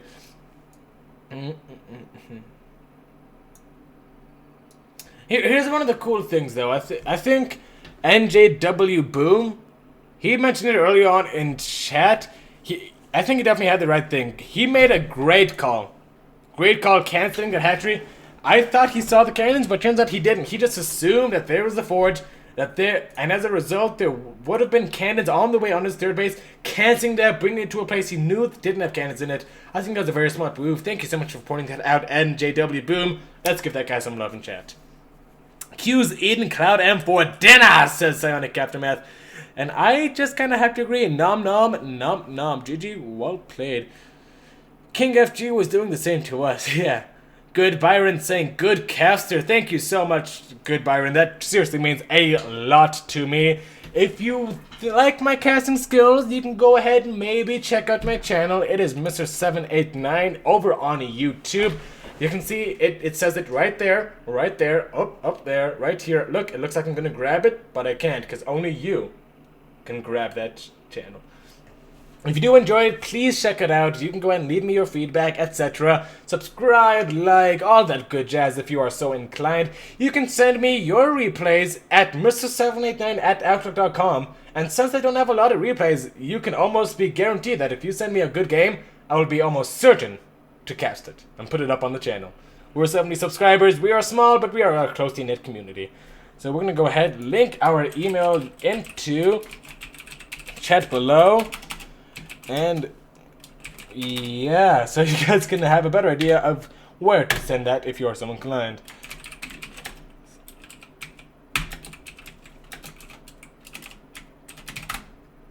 Perfect. Alright.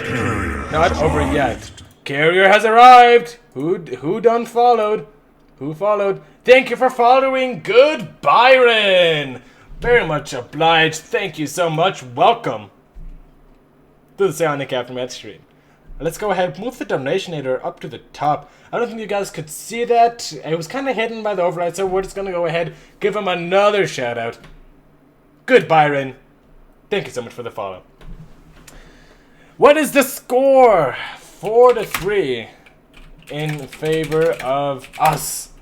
Exclamation mark. Heart. Perfect. Let's get some Brood War music back up here. A little bit of background music never hurt. Alrighty. Oh, you guys actually could see that. Huh. Well, I'll be a son of a gun. I'm gonna go ahead and accept that invitation. Sooner than we thought. Alright. We are almost ready to load on into what very well be the final match. I just realized something. If I play Brood War music on my window in Chrome, there's still the music from the game. And surprise, surprise, it doesn't sound so well. They're going to go ahead and try to limit that to the best of our abilities. Iron Fortress is going to be the map that it is perhaps decided on. And it is going to be a ZVP, actually. It appears as... Who's the carrier? Good Byron, following again. Mwah, the good old double follow. That's called special tactics. Good Byron. Thank you so much for the follow. And let's go ahead. Load on into the game, folks. As we come into the potential final match of the CloudM versus Psionic Aftermath Clan War. How many kilobits per second are we hitting? That's fine. I guess that's fine. Alright. Potentially final match, folks. It is on Iron Fortress. It is Q's. It is Bonkers. The guy, the man, the plan with the canal, Panama, and the cannon rusher. Let's see how it works out. Spawning in the top left-hand position. It's a player you all know very well. He has been absolutely murdering it these past couple of games. Please, put your hands together. He needs your support, folks. Give it up for the one, the only Q's! Playing for Psionic Aftermath, the Pink Zerg, spawning in the top left-hand position of Iron Fortress. And his opponent spawning in the top right-hand position of Iron Fortress, the blue Protoss player, the last remaining hope for CloudM. It is Bonkers, the green Protoss player. And let's see, is it going to be another fort opening? No, he is going to go ahead and be a boarding phase and throw down a gateway. Very much understandable. It seems as though our friend Q's very much able to deflect a cannon rush with fair ease, as we could see that last game. This Overlord, meanwhile, floating its way over on the opposite side of the map, trying to blorg its way, gonna get lucky and scout out the Protoss player first. Q's going with the spawning pool into the hatchery. Honestly, you can't blame the guy. You know that Bonkers is ready to do some pretty crazy things. In fact, you can say he's ready to do some pretty unordinary things. As the cannon rush opening last match into the foregate, that was some pretty special stuff, folks. However, there are some semblances of a good, solid, strong macro Protoss in there. And why do you think I can say that? Last game, he knew what his outs were. He played to the strategy that was gonna bring him success. Sure, if the cannon rush fails, and he's starting to take huge amounts of damage, there's only one way he gets back in the game, and that is with the 4-gate attack with +1 Zealots. And you know what? He almost executed it perfectly. It almost worked out, but just not quite. So Bonkers definitely has the makings of a good Protoss player. Q's, meanwhile, we've seen what this guy can do. He's been able to just murder CloudM player after CloudM player, taking him down one by one. So methodic, so solid in his execution. Oh yeah, speaking of solid in execution, this Zealot does end up going on down. This is not a good start. The probes have to be pulled on off the line and have to just get started. So unlike the last time we saw a strategy like this where the player just GG'd out instantly, we should be seeing a fairly more evenish match, as these probes are pulled in time, should be able to repel these Zerglings, rebuff them for the time being. Still a lot of lost mining time for our friend Bonkers, not something he generally wanted to see happen. Or Zergling's gonna maybe try to take on this pylon. It's very low in health. 40 out 32, 20, 16, 12, 4. It does go down. That's gonna delay Warp Gate a good 30 seconds or so. Meanwhile, this Adam's gonna go ahead and make its way across the map, probably gonna go ahead, go to the Zerg base, see what it can do, see what there is to see. And actually, it's just gonna go and stay back at home. Very much more of a mature choice, I'd like to think. Especially, you know, the difference between 1 Adepts and 2 is the difference between 1 medevac Philistine Marines and 2 medevac Philistine Marines. Yeah, it is that good. I'm guessing he's gonna push out with 2 Adepts. I mean, Q's did definitely sacrifice a little bit to get that early pool up and running, that aggression. He doesn't have speed just yet, it's very delayed, so these 2 Adepts actually out on the map can do a very good bit of damage to our friend Q's. We're gonna have to see how that works out. Honestly, even though Iron Fortress is a 4-player map, the rush distance from here to here, it's not that big. Mothership Core is tagging along for the party, and oh my god! Bonkers, you are crazy, man. Look at that already. Putting on pressure onto this 3rd hatchery, and I absolutely love this. Protoss players, take note. This is a good thing to do. If your opponent does not have speed, if they do not have that many Zerglings, if they were aggressive in the early stages of the map, and if you think you can kill the base. The overcharge was a little bit late. I think he could have overcharged and maybe had this hatchery almost dead by now, but I think a little bit of misway from my friend Bonkers is going to go ahead, maybe overcharge now. He has 2 overcharges in the bank. Already things going down. Q's having a tough time holding onto this hatchery. Is he going to cancel it? I don't know. If he just targets down this hatchery, I think there's no way in hell Q's keeps it safe. There we go. Hatchery now down to 300 health. Needs to overcharge it once more. I don't think you need to focus on Lings. I think you just need to focus on the Hatchery, but no. This is how he's going to go ahead and go for the safe play. Focusing down the Zerglings one by one, but taking a horribly cost-inefficient trade is our friend Q's. He does manage to save the Hatchery, but at a what cost? 32 to 39 total workers. That Protoss economy, that warp, that Chrono Boost is definitely working its magic fingers all over this game, giving it a deep tissue massage. These Lings, however, are still residual from the aggression. However, Lings are kind of the worst units in the game at times, in the way that, ready, they can just get booped away by these sentries, just bopped away, and unfortunately no dropper lords this game, so it just looks like these Lings are going to be a mute point for Q's going on into this mid-game. Meanwhile, let's see what our friend Q's is doing. Double evolution chamber. Not too much of a fan of that. I mean, you don't really need Carapace upgrades versus Protoss, but that is definitely not going to lose him the game. He has a Roachborn on the way, so looks like it is going to be more of a Roach Ravager Baneling kind of composition. And okay, folks, looks as though our friend Q's definitely does not want to play for the late game. Look at these gateways. Oh my god. 1, 2, 3, 4, 5, 6. Or I can just go like this. 6. Oh wait, what? Okay, how many are in production at this moment? 5 gateways in production, 3 warp gates, 8. So that's 8 warp gates and an immortal. Folks, you know as well as I do, this game is going to be decided by a good old soul train. There are going to be sentries, there are going to be immortals, there are going to be zealots, and there's going to be one hell of a defense that our friend is going to have to muster up. But hold that thought. Oh my god, this Protoss is dirty, folks. He is dirty. Force fielding off the natural ramp of our friend Q's. He's gonna go straight into the main base, and there's that much he can do. 4 sentries can indefinitely hold a ramp. And it looks as though the drones are forced to be pulled. Bonkers, is he gonna go ahead and break the Zerg player? He does have 2 immortals back at home, not doing that much. Meanwhile, there are some roaches trying to pop. He needs to mark these roaches for his life. He cannot let the Zealots take a straight up engagement. More roaches trying to pop on through. He needs to morph a Ravager, and he needs to morph it now. They were made for this exact purpose. Oh my gosh, excuse. I think the excitement of all this, he may be missing out on it. 11 drones going down. I think our friend Bonkers may very well have done it. He may be bringing this to game number 9. No Ravagers being morphed in from our friend Q's. Oh, horrible, horrible misstep from him, to say the least. Oh, this is brutal. These sentries can still force field the ramp. More being morphed on in. The Zealots are relentless. There are roaches, but there are not enough in numbers. You can make Ravagers Q's. No! 21 drones have already gone down in the offensive. There is a strong Protoss economy and 3 immortals behind this, as well as 8 gateways. Charge has finished on up for these. Oh, it hasn't actually, so no charge on these Zealots. But still, it is not looking amazing, folks. And look at this. Imagine if this were up the ramp. He could have held so easily. No. Oh, Q's. Oh, why? The humanity. The lack of ravaganity. This force field entity. The insanity. Oh, God. I wonder when Q's is going to realize that he must be kicking himself after this game ends. It looks as though, for the time being, our friend Bonkers has gotten cleaned up. But look at this. That's just because he's warping on in this third base location. Everywhere it wants is our friend Bonkers. Fucking lasers, man. Am I right?